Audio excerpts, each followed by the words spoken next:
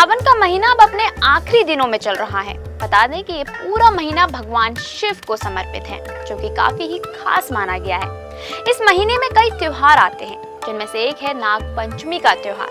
बता दें कि हर साल सावन महीने के शुक्ल पक्ष की पंचमी तिथि को मनाया जाता है और इस बार ये त्योहार देश भर में आज यानी कि 29 जुलाई 2025 को मनाया जा रहा है। हिंदू धर्म में इस त्योहार का काफी ही महत्व माना गया है, क्योंकि इस दिन हर घर में नाग देवता की पूजा करने का बड़ा विधि विधान है।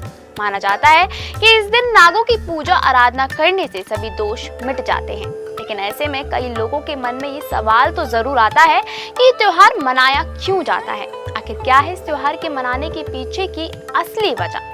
तो चलिए आज हम आपको अपने इस वीडियो के जरिए बताते हैं कि इस दिन का महत्व क्या है और साथ ही ये भी बताएंगे कि इस दिन क्या करना शुभ माना गया है और क्या करना अशुभ, और किन उपायों को करके आप काल सर्प दोष से मुक्ति पा सकते हैं।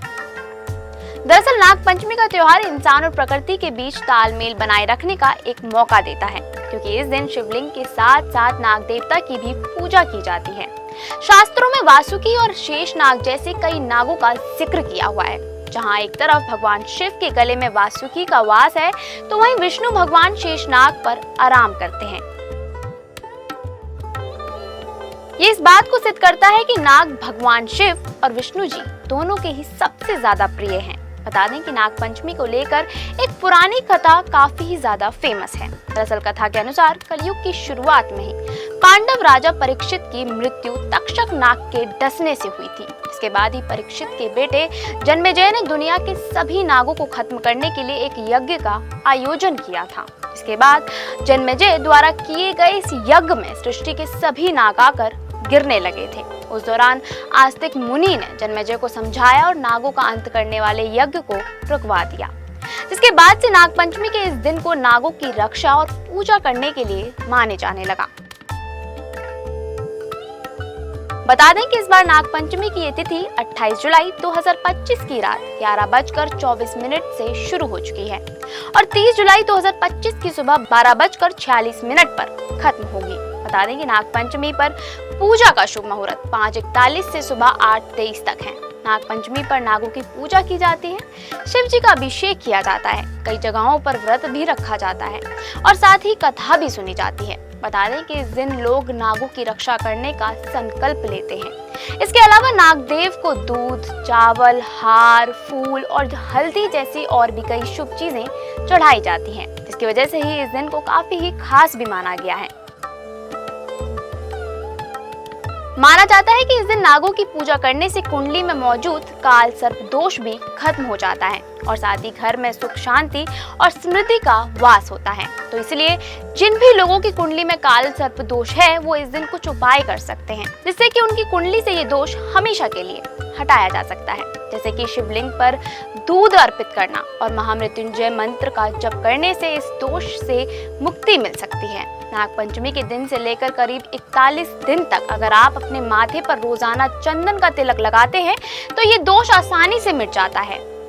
इसके अलावा किसी योग्य ज्योतिषी से अपनी कुंडली दिखवाकर अगर आप नाग पंचमी वाले दिन नाग की आकृति वाली अंगूठी पहनते हैं, तो आपको काल सर्प दोष से मुक्ति मिल जाएगी। वहीं आप इस दिन चांदी के नाग या नागिन खरीद कर उन्हें किसी नदी में प्रवाहित करते हैं, तो ये आपकी कुंडली में आए काल सर्प दोष को जड़ से खत्म कर देगा। इस दिन पूरे मन से नागों की पूजा करने से भी आपको इस दोष से मुक्ति मिल सकती है। लेकिन इस दिन बहुत से लोगों के मन में ये सवाल आता है कि ऐसा क्या करें जिससे भगवान शिव खुश हों और ऐसा क्या नहीं करें जिससे उनकी पूजा में कोई गलती ना हो। तो चलिए इसके बारे में भी जान लीजिए कि आज के दिन क्या करना सही है और क्या करना गलत, जिससे कि आपकी पूजा सफल हो और अच्छी हो पाए। सबसे पहले बात करें कि नाग पंचमी के दिन पर क्या करना चाहिए, तो आपको बता दें कि इस दिन आपको भगवान शिव और नाग देवता की विधिवत पूजा करनी चाहिए। इसके अलावा मिट्टी से नाग देवता बनाकर उन पर दूध, चंदन, दुर्वा और अक्षत अर्पित करना चाहिए। इस दिन घर के मेन दरवाजे पर गाय के गोबर से सर्प की प्रतिमा बनाई जाती है और साथ ही उस पर दुर्वा लगाने की प्रथा है। मान्यता है कि ऐसा करने से घर में सांप प्रवेश नहीं करते हैं। इसके अलावा इस दिन श्री सर्प सूक्त का पाठ करना चाहिए। जैसे कि हमने पहले भी बताया था कि इस दिन शिवलिंग पर दूध चढ़ाना काफी ही शुभ माना गया है।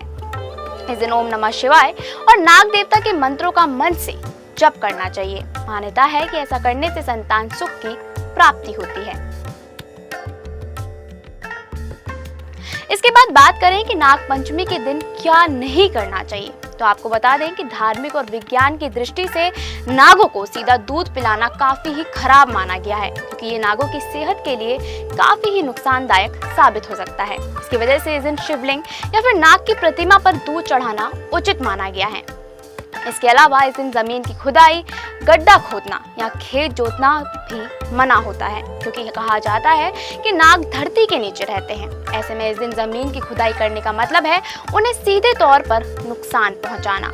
इसके अलावा इस पावन दिन पर मांस, मदिरा और प्याज, लहसुन जैसे तामसिक भोजन का भी सेवन नहीं करना चाहिए। वहीं नाग पंचमी के खास अवसर पर किसी भी जीव जंतु को नुकसान नहीं पहुंचाना चाहिए। तो ये है वो कुछ काम जिन्हें आपको ध्यान में रखते हुए नागों की पूजा करनी चाहिए। नाग पंचमी पर पूजा करते समय अगर हम इन जरूरी बातों का ध्यान रखते हैं तो न सिर्फ हमारी पूजा सही तरीके से पूरी होती है, बल्कि हमें उसका पूरा फल भी मिलता है। ये दिन हमें सिखाता है कि हर जीव, चाहे वो कितना डरावना क्यों ना लगे, हमारे जीवन और प्रकृति के लिए कितना ज्यादा जरूरी है। नागों की पूजा करते समय हमें श्रद्धा, साफ सफाई और जीवों के प्रति प्यार को कभी नहीं भूलना चाहिए। जब हम इन बातों को ध्यान में रखते हैं तभी नाग पंचमी की पूजा सच्चे मायनों में सफल और शुभ मानी जाती है। आप सभी को इंस्टाफीड की पूरी टीम की ओर से नाग पंचमी की हार्दिक शुभकामनाएं। ऐसी ही और भी वीडियोस को देखने के लिए फॉलो और सब्सक्राइब करें इंस्टाफीड को।